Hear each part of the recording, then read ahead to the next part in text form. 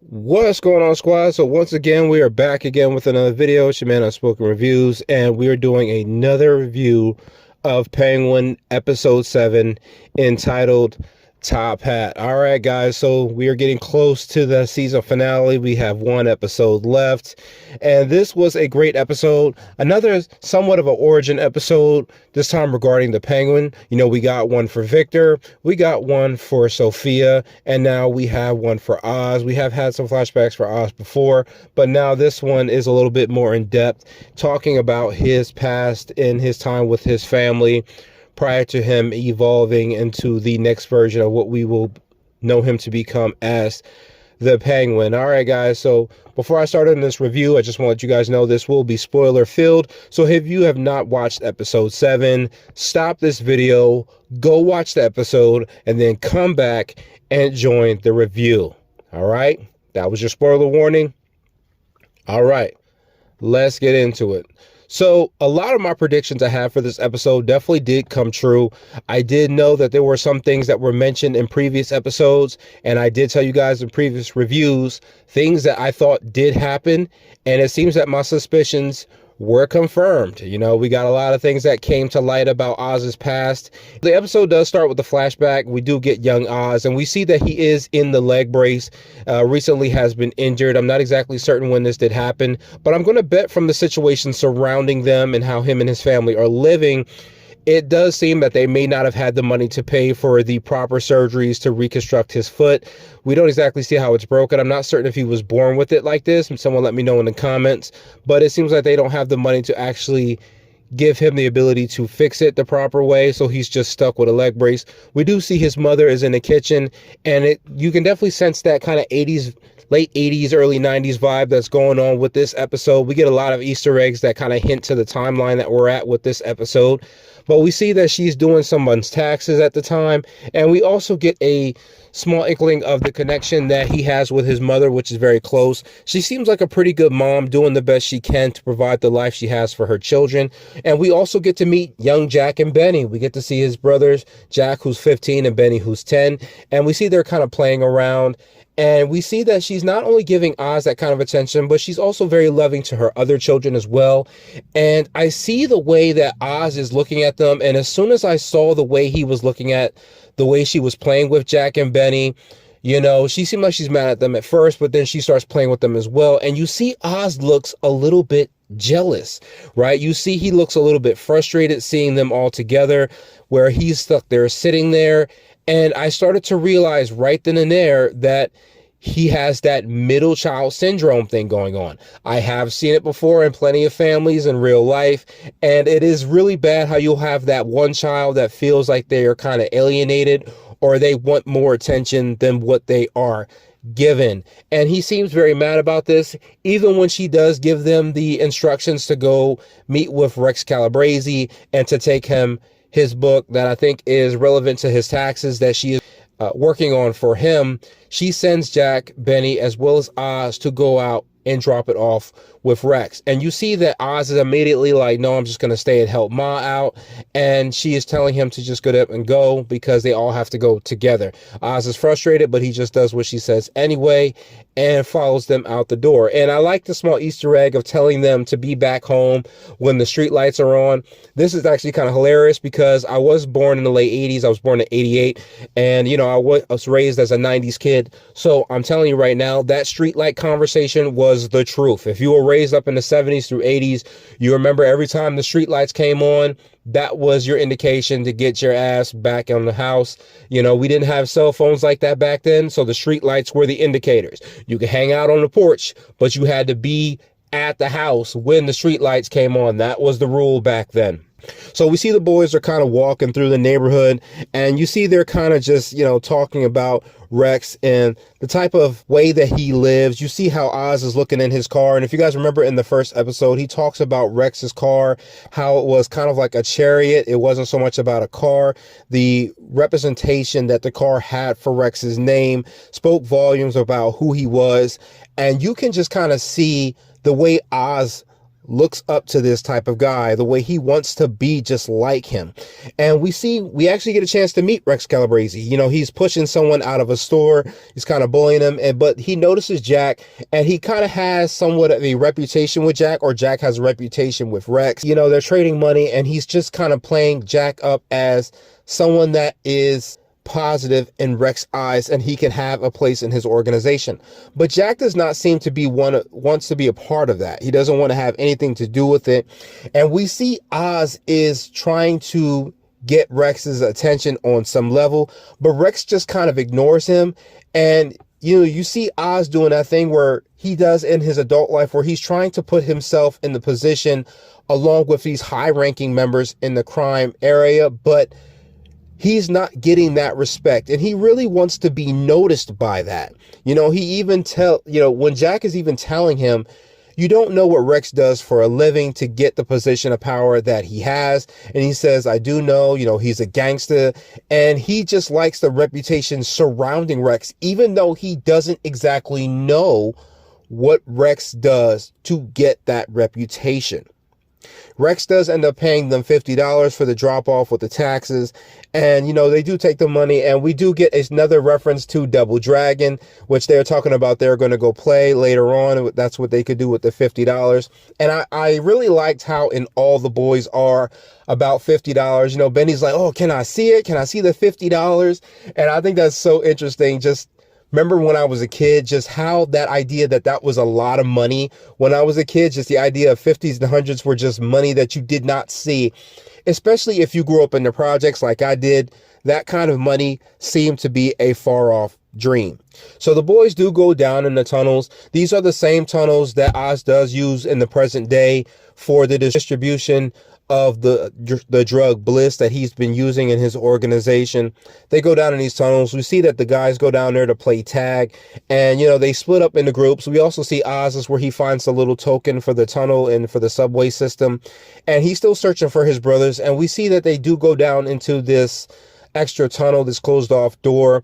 And if you guys do remember when they first went down there in the previous episodes, Oz does kind of give this door this funny look, and we see that in this flashback, his brothers are hiding down there, even though he says that they're not supposed to do that. They're supposed to stay in the actual tunnel system when they're playing tag.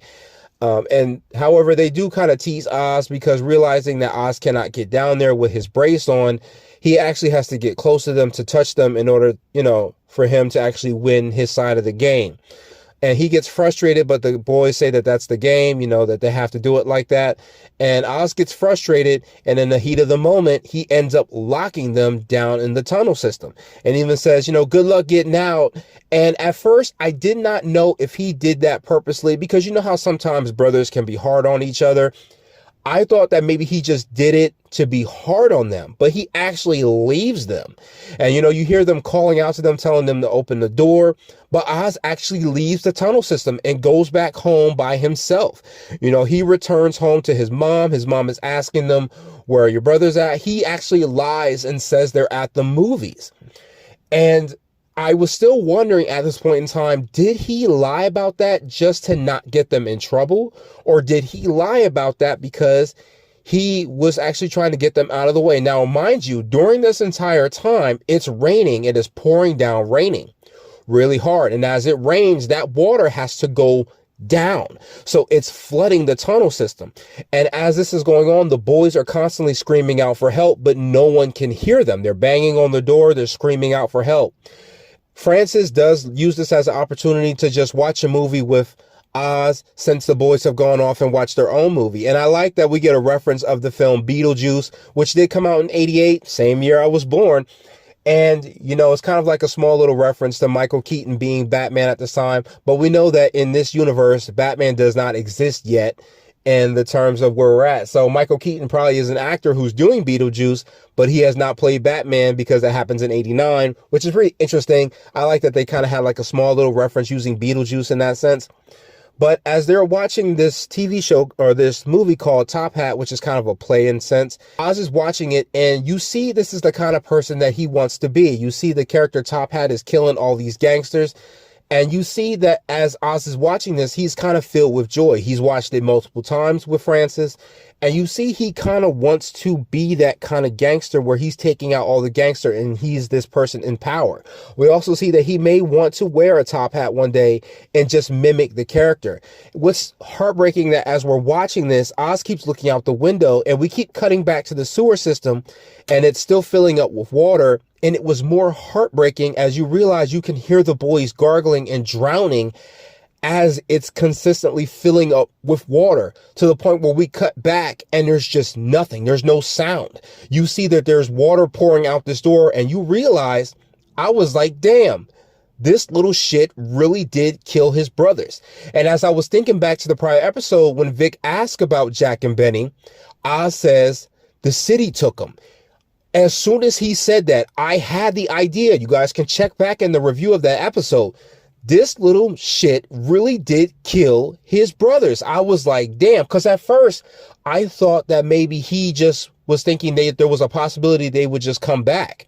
But you can see he is a sociopath. He didn't really care if they came back or not.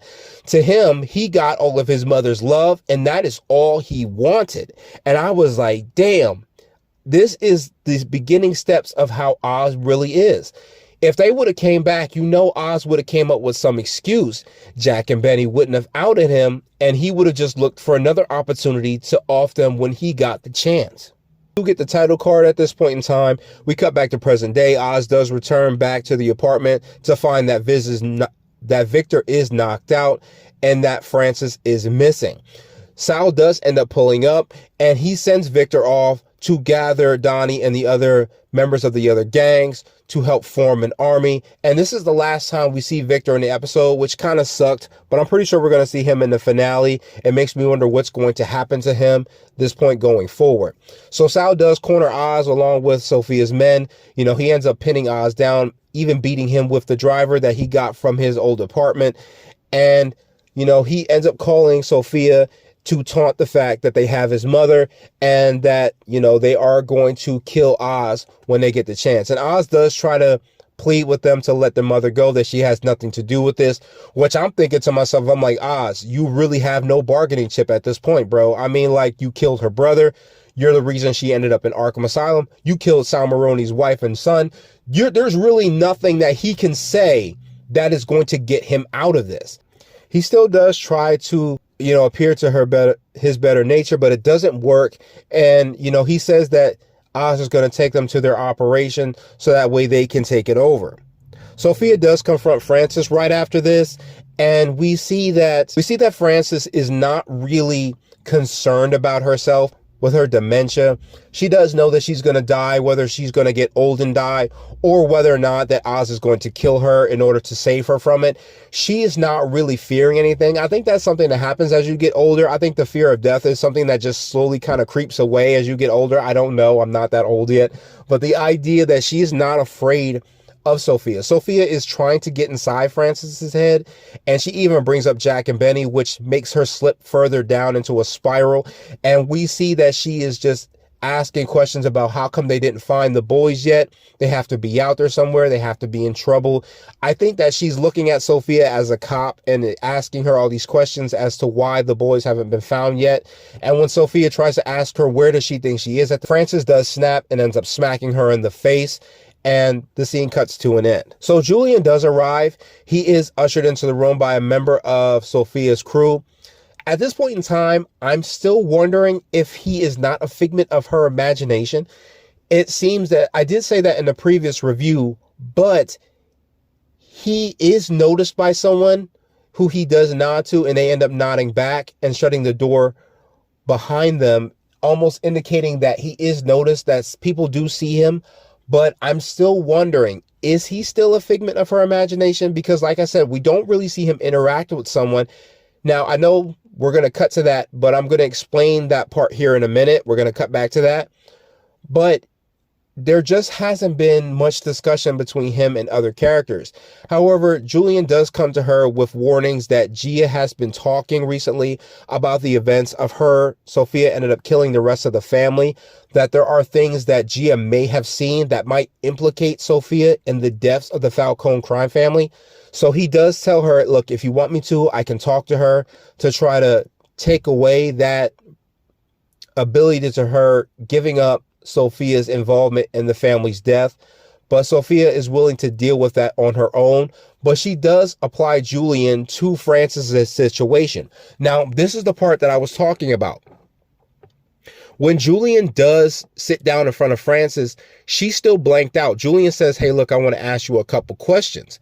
But we see that Francis doesn't really notice that Julian is there. Julian is looking at her, but we do realize that Francis is still slipping into her spiral. She's not really all the way there. She's kind of zoned out. Even when Julian is talking to her, she doesn't really respond to him. So it makes me wonder, is Julian really real, or is he still a figment of Sophia's imagination? So Sal does take Oz back to his operation. You know, he ends up taking out a lot of his security, and Sal does say that they are taking over everything that they have and to pack it up and to move it. But the crew doesn't really seem to be responding just yet. I think they're still loyal to Oz at this point. And we see that Oz is still trying to turn the tables. He's still trying to do his talking that he does to get out of his situations. And at the same time, I'm still thinking to myself, I'm like, Oz, you have no argument here. He's trying his best to switch situations over, saying, oh, you know, how do you know that Sophia won't turn on you? All these things like that. Like, you got to take that from Sophia and just do what she says after everything the Falcones have done. And I'm still thinking to myself, I'm like, Oz, you have no argument here, bro. You just done way too much to use these talking points to get. However, Oz is able to bait Sal by talking about his family and how they died, and which I thought was just vicious, you know, bringing up how hairspray smells, like Nadia used a certain kind of hairspray that after her hair was burning, you know, why did it smell like that? You know, this does send Sal into a rage. He ends up trying to grab lighter fluid so he can set Oz on fire. However, one of Sophia's guys tries to stop him. He attacks that person, and the guy that was helping Oz restore the power ends up pulling a cord, and it ends up sending everything into the dark, and Oz's people start fighting back against Sal's people. And we do get a fight between Oz and Sal, and it seems like Sal is actually getting the upper hand. He's pretty much beating Oz into a pulp. Oz is not winning that fight. However, Sal does end up succumbing to a heart attack. He ends up grabbing his left arm, and as soon as he reached down and he started grunting, I knew exactly what was happening. And it may feel a little anticlimactic, but if you understand how grief and pain works and that kind of rage all together like that, mixing it with his age, mixing it with that fight, it does make sense that he would end up having a heart attack from it. I've seen it happen to people in the past where you take so much trauma, so much pain, so much rage, so much anger, and you put all that stuff together at one time. It can put someone in a heart attack. And it was anticlimactic, but it did fit the story for what happens with Sal. It just made sense that he did die from that. However, we see Oz is leaning over him. You know, he's kind of pushing him, you know, even though he dies, or he is dying at this point, Oz is trying to bait him, saying that I beat you, it's, I won this fight. You know, how does it feel to lose? Like, I mean, he's like coming down on Sal. Even though he dies, Oz is still trying to feel like he took the win. He's even talking loudly to make it feel like to him that he is responsible for Sal's death. And I was thinking to myself, the complete sociopathic tendencies. He wanted so bad to feel like he took that from him. He even takes the ring from Sal and he puts a couple shots in him to make it look real, like he killed him. One, probably to make it feel like, Sal wouldn't get up and come back and kill him. Or two, he wanted to lie to everyone and say, hey, look, I killed Salvatore Maroni. I took his ring. He's just trying to build that reputation. And because no one else is in the room or in the car with them when he ends up killing Sal, or when Sal ends up dying, everyone's just going to believe that Oz killed him. Once again, taking moments, using them to his reputation. And it is just how textbook Penguin. It really worked. And, no one's going to question it. And it's just going to build his reputation even more. So at this point, Sophia does end up confronting Gia. We see she's getting some flashbacks of Arkham in this moment, but Gia does mention that she did notice the gas mask in her bag, and she wonders if she is responsible for the death of her mom and dad. Sophia is still trying to play it off like, she had nothing to do with it, and that she loved her parents very much and she loved her family very much, and that she's heard of the situation just as much as Gia is. But she does notice the marks on Gia's arm, which does make sense to me. a child that's put in that situation, it's really no different than being put in Arkham. You know, she has like cuts on her arm. She's feeling a lot of pain and she's trying to do something with it. I've seen many kids go down this road, so it didn't surprise me that she started doing this, but it does make Sophia feel bad. She tries to comfort Gia a little bit and tells her, without exactly admitting it to her, that her mom and dad were still bad people. Their family were bad people and they got what they deserved in a sense. However, Gia is not really believing this. And it kind of makes me wonder, is this going to send Gia down the same road that it sent Sophia? Sophia obviously is feeling this. She feels the pain that she's caused her. You can tell that she feels like she's put Gia in the same situation that she was put in by Carmine Falcone. And she feels really bad about this. However, she can't stay in there for too long, as Oz ends up calling her and bringing her the fact that Sal is now dead. You can see the kind of switch in her mentality, because at first she's feeling this sorrow for how she put Gia in this situation. But then when Oz calls, she is suddenly brought back to reality that she wants to off this dude. You know, Oz does come bringing her the opportunity to take over his operation, that he just wants his mother back. But as you know, Oz is just bullshitting. He's just trying to bait her, trying to get her to come down into the tunnel so he can finish her off. This is not lost on Sophia at all. She does end up meeting with Julian right after this. As Julian is talking to Francis, he's actually using that same light, you know, fixture to try to get her to talk or to open up about things. Once again, we're not seeing any responses from Francis towards Julian. She's not answering. There is someone in the room with both Julian and Francis, but no one's really noticing that Julian is there. I'm wondering, guys, is he a figment? She does come talking to Julian, telling him that, you know, she's agreed to give up Francis. Julian is not happy about this. You can tell he feels some type of way about it. But I've noticed the way that Julian responds to this, you start to realize that Sophia's mentality is changing as well. She realizes that she wants to still take the fight to Oz for what he has done by killing her brother and for what she set her up for all those years ago. I kind of was worried in the beginning that Sophia was starting to soften up so much that she wasn't going to see this through. Like, I was wondering if she was going to back down. Like, she says she still wants to hurt Oz. And based off what she did to Gia, she's wondering that Francis might be right, that she's becoming just like her father. I was worried that they were just going to stop her drive to take out Oz. I was really worried they were going to do that with her character. But I like that she snaps back. And I notice as she snaps back, Julian's features changes as well. It's almost like Julian is the anchor in her mind that's putting her back to the idea that she has to take out Oz. I don't know. Let me know if you guys thought that in the comments, but I thought that. So a car does end up coming down the tunnel. We see Oz is kind of rounding up his people. We haven't heard from Victor yet. At least that's what one of Oz's people says. And he's talking to, you know, his crew, telling her this is the only army we've got. He couldn't ask for a better one. And you know, we get a call on the radio saying that a vehicle is inbound. Oz sends all his people out into hiding places. We see everybody's got guns. And like I said, you know, I knew this was going to be a setup, obviously. The vehicle does come down the tunnel and Oz is baiting her, obviously thinking that she's in the car. But she ends up calling Oz and we find out that she's not in the car at all. You know, there was actually a driver that came in and she baits Oz by telling him that she left a present for him in the trunk. I thought that she killed off Francis. However, I wasn't exactly sold on that, considering the fact that, you know, that would be anticlimactic for her to just kill Francis off in such a way like that, where we don't get to see it. I don't think that was going to happen. But the way the scene was playing it up, I was kind of worried about it. But the way that she said that I have something in the trunk for you, I like that that was reminiscence from episode 1.